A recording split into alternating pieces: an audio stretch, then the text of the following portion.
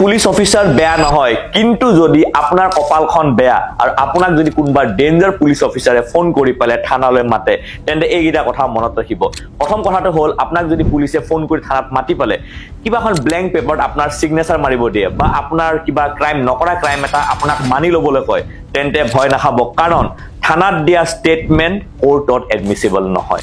2 নম্বৰটো হ'ল, আপোনাক যদি সেই ডেঞ্জাৰ পুলিচ অফিচাৰে ফোন কৰি মাতি পেলাই আপোনাক যদি চাহ খাবলৈ দিয়ে থানাত, তেন্তে আপুনি চাহৰ কাপটো নধৰিব, কাৰণ চাহৰ কাপটো ধৰিলে বা পানী খাব দিয়ে পানী গ্লাছে ধৰিলে কি হ'ব, তাতে ফিংগাৰপ্ৰিণ্ট লাগিব, আৰু সেই ফিংগাৰপ্ৰিণ্টটো পুলিচ অফিচাৰজনে যদি আপোনাক বেয়া পায়, ফিংগাৰপ্ৰিণ্টটো লৈ পেলাই মিছইউজ কৰিব পাৰে। 3 নম্বৰটো হ'ল, কোনোবা পুলিচ অফিচাৰে আপোনাক যদি 24 ঘণ্টাতকৈ বেছি যদি থানাত ৰাখি থয়, তেন্তে আপোনাৰ পৰিয়ালৰ মানুহক আপুনি ফোন কৰি পেলাই ক'ব হাই কোৰ্টত এটা ৰিট পেটিশ্যন ফাইল কৰিবৰ কাৰণে under article 226 of Indian constitution. কি হ'ব, হাই কোৰ্টে ডাইৰেকশ্যন দিব সেই পুলিচ অফিচাৰক যে আপোনাক মেজিষ্ট্ৰেটৰ আগত প্ৰডিউচ কৰিব লাগে, আৰু সেই পুলিচ অফিচাৰজনৰ ওপৰত একশ্যনো ল'ব পাৰে হাই কোৰ্টে। বিৰাট দৰকাৰী ভিডিঅ' সকলোৱে শ্বেয়াৰ কৰি দিব।